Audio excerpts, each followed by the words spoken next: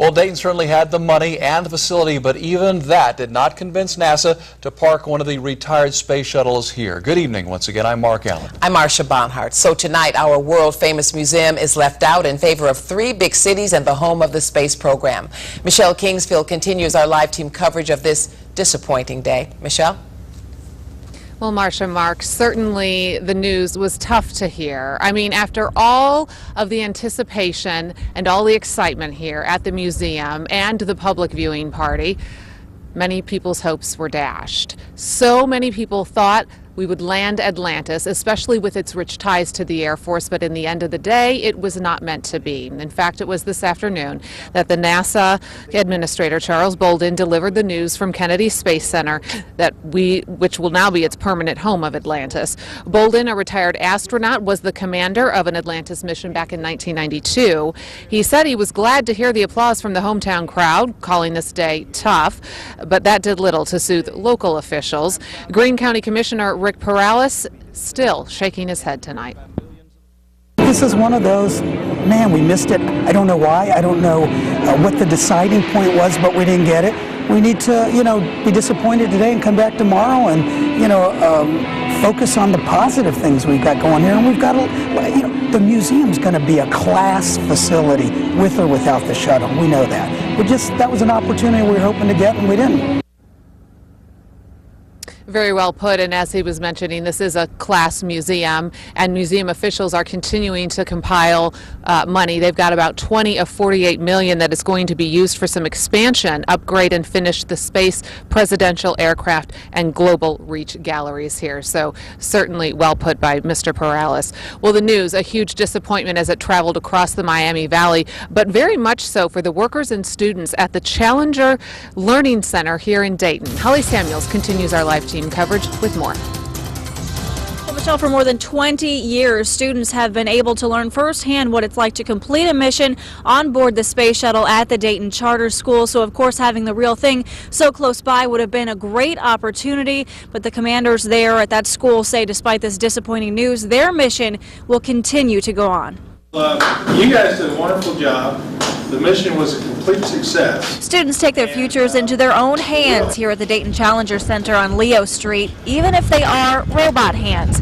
It was hard to hear they would not soon be seeing the real thing here in Dayton. It is a difficult pill to swallow, but we're hoping to move forward. 250 kids from 5th through 8th grade come through here every week, completing one of 4 different missions: Earth, Moon, Mars, or Comet. They get to take over the mission themselves. We try to observe and stay out of their way as much as possible, which gives them a sense of ownership of the mission. Spacecraft, this is Mars Control. We acknowledge. Standing by. Over. And while their feet may never leave the ground on this journey, their minds grow by light years, as does their confidence in themselves.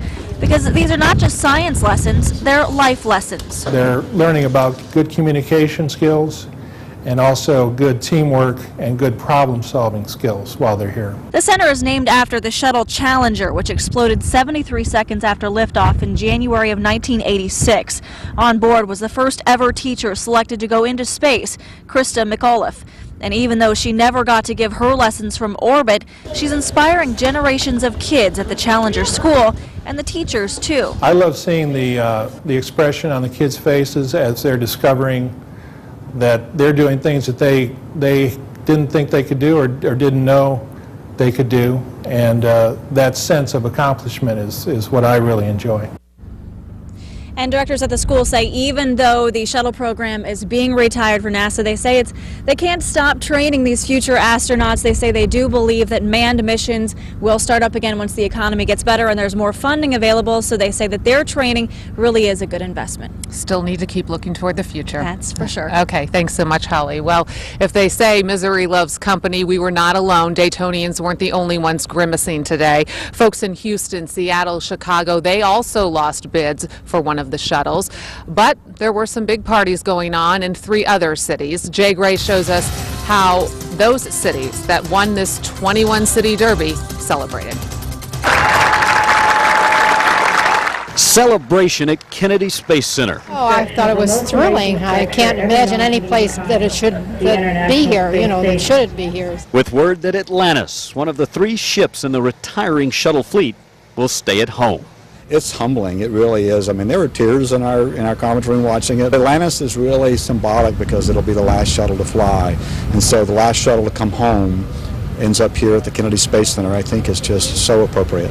It took NASA Administrator Charlie Bolden, a former shuttle pilot, years to make this decision, but only minutes to announce where the fleet would make its final landing.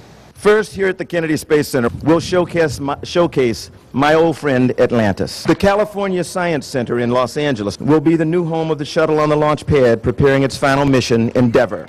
The Smithsonian's National Air and Space Museum, Stephen F. Udvar-Hazy Center in Virginia, will get Discovery, and New York City's Intrepid Sea Air and Space Museum will get Enterprise. Not on that list, the base that trained all of the shuttle astronauts, created so many of the systems and parts that enabled the program to fly, Johnson Space Center in Houston, where members of that team were visibly shaken. It's sad because Houston did not get the recognition that it deserved. Also on the outside looking in, facilities thought to be frontrunners like the National Museum of the U.S. Air Force in Dayton, Ohio, and the Museum of Flight in Seattle.